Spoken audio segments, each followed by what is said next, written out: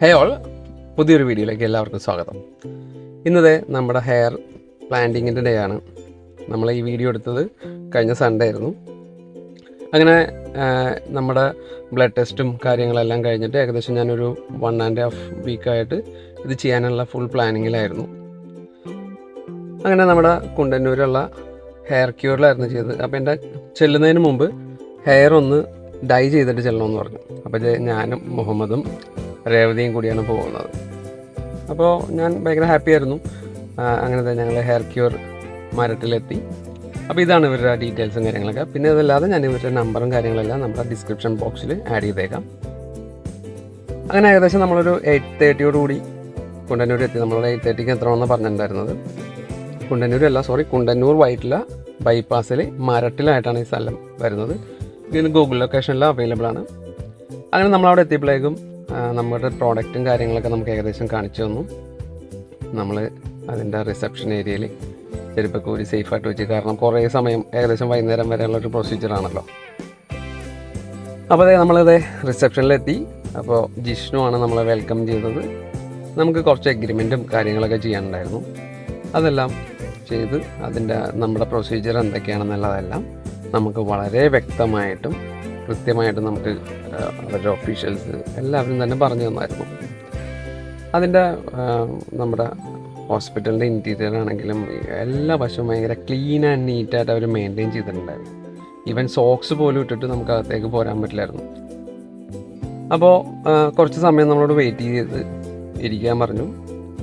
ഡോക്ടറും കാര്യങ്ങളെല്ലാം വന്നു. അതിൻ്റെ അകത്ത് പ്രീ അറേഞ്ചും കാര്യങ്ങളൊക്കെ ചെയ്യായിരുന്നു. അങ്ങനെ നമ്മുടെ ഡോക്ടറിൻ്റെ അടുത്തെത്തി. ഡോക്ടർ നമ്മുടെ ഫൈനൽ ചെക്കപ്പും കാര്യങ്ങളും, അതേപോലെ രേവതിക്കും ഞങ്ങൾക്കും കുറച്ച് ഡൗട്ട്സ് ഒക്കെ ഉണ്ടായിരുന്നു ഇത് ചെയ്യുന്നതിനെ പറ്റിയും ഡോക്ടറിൻ്റെ ഇതെല്ലാം. അപ്പോൾ അതിനെപ്പറ്റിയെല്ലാം ഡോക്ടർ നമുക്ക് വളരെ വ്യക്തമായിട്ടെല്ലാം പറഞ്ഞു തന്നായിരുന്നു.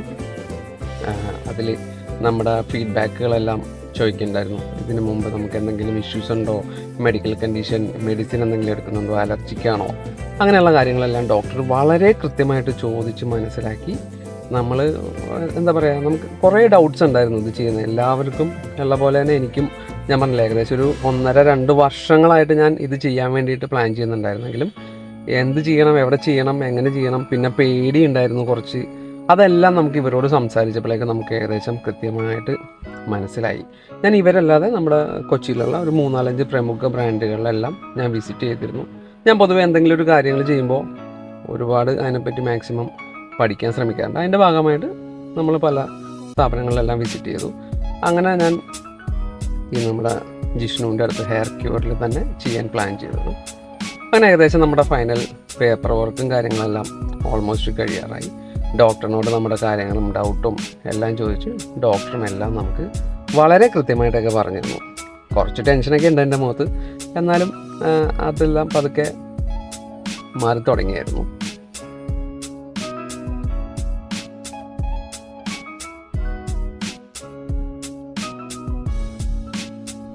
അത് കഴിഞ്ഞിട്ട് ഡോക്ടർ നമ്മുടെ ഹെയർ ലൈൻ മാർക്ക് ചെയ്യാനുള്ളൊരു പരിപാടിയായിരുന്നു. അതായത് നമ്മുടെ കറക്റ്റായിട്ട് നമ്മുടെ ഹെയർ ലൈൻ എങ്ങനെ വേണം, എത്ര ഇറക്കണം, അതിനെക്കുറിച്ച് നമ്മൾ വളരെ, അതായത് ഒരു തിരക്കൊന്നും പറയാതെ ഡോക്ടർ വളരെ കൃത്യമായിട്ട് നമുക്കത് പറഞ്ഞു തരും. ഡോക്ടർ മാർക്ക് ചെയ്ത് ഞാനും എൻ്റെ കൂടെ ഉണ്ടായിരുന്ന ആൾക്കാർക്കും അതൊരു സാറ്റിസ്ഫൈഡ് ആവണവരെ 1-2 പ്രാവശ്യം ഡോക്ടർ അത് റീഅറേഞ്ച് ചെയ്തായിരുന്നു. അതിലെല്ലാം നമ്മൾ ശരിക്കും വരെ അപ്രീഷിയേറ്റ് ചെയ്യണം. ഒരു തിരക്കോ നമ്മളെ ഹരിബറിയാക്കോ ഒന്നുമില്ല. വളരെ കാം ആൻഡ് ക്വയറ്റായിട്ടായിരുന്നു കാര്യങ്ങളെല്ലാം നീക്കിക്കൊണ്ടുപോയത്. അപ്പോൾ ഈ ഒരു ഏരിയയിലൊക്കെ ആയിരിക്കും അടിപൊളിയാവും അല്ലേ. എന്തായാലും മുടിയൊക്കെ ഈ ഒരു കണ്ടീഷനിലാണ് ഞാനിപ്പോൾ വീഡിയോ എഡിറ്റ് ചെയ്യുമ്പോഴാണ് ശരിക്കും നമ്മുടെ ഇത് കാണുന്നത്. അപ്പോൾ എന്തായാലും ഗ്രോത്തൊക്കെ നന്നായി ഒരു പഴയ ലുക്കിലൊക്കെ ആവുമെന്നാണ് നമുക്ക് അവർ ഗ്യാരണ്ടി തന്നേക്കുന്നത്. എന്തായാലും അത് അങ്ങനെ തന്നെ വരും. അപ്പോൾ ഇപ്പോൾ ഏകദേശം നമ്മുടെ ഹെയർ ലൈൻ മാർക്കിംഗ് എല്ലാം പെർഫെക്റ്റ് ആയിട്ടുണ്ട്.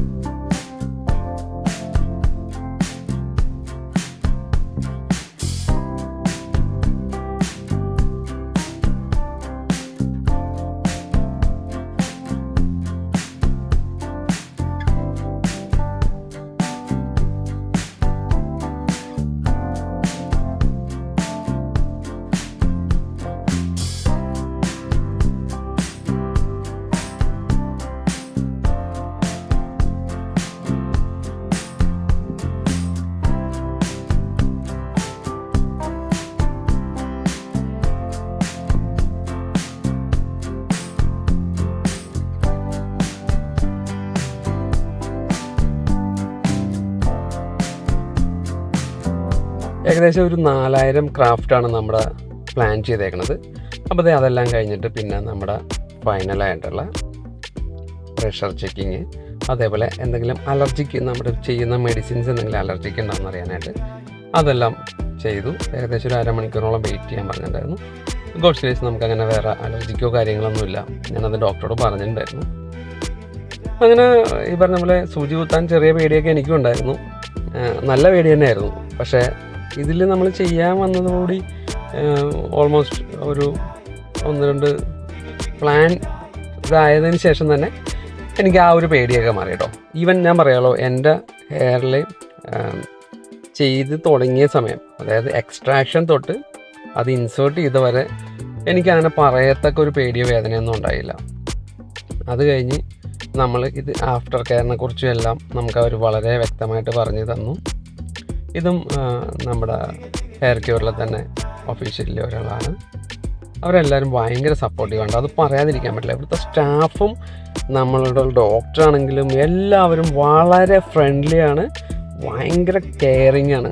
നമുക്കൊരു പേടിയോ കാര്യങ്ങളൊന്നും തന്നെ ഒന്നുമില്ലായിരുന്നു.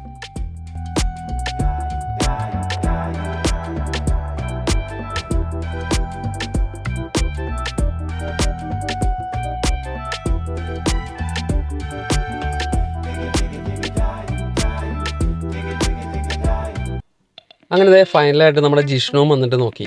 അപ്പോൾ ഞാൻ പറഞ്ഞു, ജിഷ്ണു ശ്രദ്ധിച്ചില്ലെങ്കിൽ ഇതുപോലെ ആവും എന്നൊക്കെ പറഞ്ഞിട്ട് ഞാനും ജിഷ്ണുവിനെ കുറച്ച് കളിയാക്കി. എന്തായാലും ഞാൻ ജിഷ്ണുവിന് ഒരു ഇൻസ്പിറേഷൻ കൊടുത്തിട്ടുണ്ട്. ജിഷ്ണുവിൻ്റെ ഹെയർ കുറച്ചൊക്കെ തിന്നായി തുടങ്ങിയിട്ടുണ്ട്. ഞാൻ പറഞ്ഞു ഈ ഒരു കണ്ടീഷനിലാണ് പിന്നെ എനിക്കിങ്ങനെ ആയത് എന്ന് പറഞ്ഞപ്പോഴേക്കും ജിഷ്ണു വന്നിട്ട് ജിഷ്ണുവും എൻ്റെ ഹെയറൊക്കെ ഒന്ന് നോക്കിയിട്ടാണ്. അങ്ങനെ നമ്മുടെ ഫൈനൽ സൈനൊക്കെ കഴിഞ്ഞിട്ട് നമ്മുടെ അലർജി ചെക്ക് ചെയ്യാൻ വെച്ചതും വലിയ പ്രശ്നങ്ങളൊന്നും ഉണ്ടായിരുന്നില്ല. അപ്പോൾ ഇനി അടുത്ത പ്രൊസീജിയർ നമ്മൾ ഹെയർ എക്സ്ട്രാക്ഷനാണ്. അപ്പോൾ ഏകദേശം 2 ദിവസത്തേക്കാണ് നമ്മളിത് പ്ലാൻ ചെയ്തിട്ടുണ്ടായിരുന്നത്. ഡേ 1 സൺഡേ ഏകദേശം ഒരു 8:30 to ഒരു 3:30 ഫിനിഷ് ചെയ്യുക എന്നുള്ള റേറ്റിൽ പറഞ്ഞത്. ഇതിപ്പോൾ സൺഡേ ആണ് നമ്മൾ ഈ വീഡിയോ എടുക്കുന്നത്.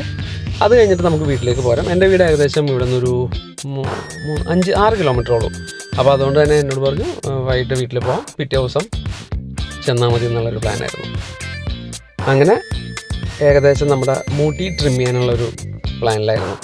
അപ്പോൾ രേവതി കട്ടപ്പ പോലെ ആയി എന്നൊക്കെ പറഞ്ഞിട്ട് എല്ലാവരും, ഞാനും ഭയങ്കര എക്സൈറ്റഡ് ആയിരുന്നു കേട്ടോ. ഇങ്ങനെ കുറേ നാളായി മൊത്തത്തിലൊക്കെ ട്രിം ചെയ്തിട്ട്. അങ്ങനെ ട്രിം ചെയ്ത് പുതിയൊരു ലുക്കൊക്കെ വന്നിട്ടുണ്ട്. എന്തായാലും ഇതൊക്കെ മാറി നമ്മൾ അടിപൊളിയാവും. അപ്പോൾ ഇതൊന്നും നമുക്കൊരു വിഷയമേ അല്ല എന്നുള്ള രീതിയിൽ ഞാനിരുന്നു.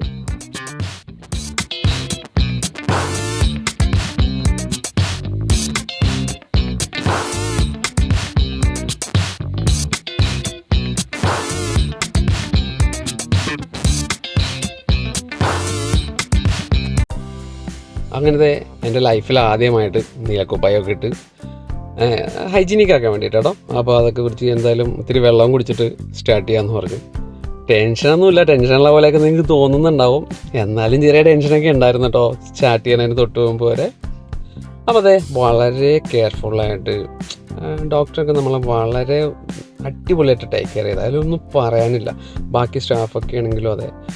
ഞാൻ പിന്നെ അങ്ങനെ നമ്മുടെ ഫൈനൽ പരിപാടികളിലേക്ക് വീണ്ടും വരച്ചുകൊണ്ടിരിക്കുകയാണ്. എക്സ്ട്രാക്ഷൻ നമ്മളിന്ന് പ്ലാൻ ചെയ്തേക്കുന്നത് ഏകദേശം 2000-നും 2500 ഇടയിൽ ആണ്. അവസാനം നമ്മൾ 2400 എക്സ്ട്രാക്ഷനാണ് ബാക്ക് സൈഡിൽ നിന്ന് എടുത്തത്. അതിന് ഏകദേശം ഒരു ഉച്ച വരെയുള്ള ടൈമായിരുന്നു. ആ സമയത്തെല്ലാം ഇവർ ബാക്ക്ഗ്രൗണ്ട് മ്യൂസിക്കിൽ പഴയ പാട്ടുകളൊക്കെ വെച്ചിട്ട് എല്ലാവരും കൂടി പാട്ടൊക്കെ കേട്ടിട്ടാണ് ചെയ്യണത്.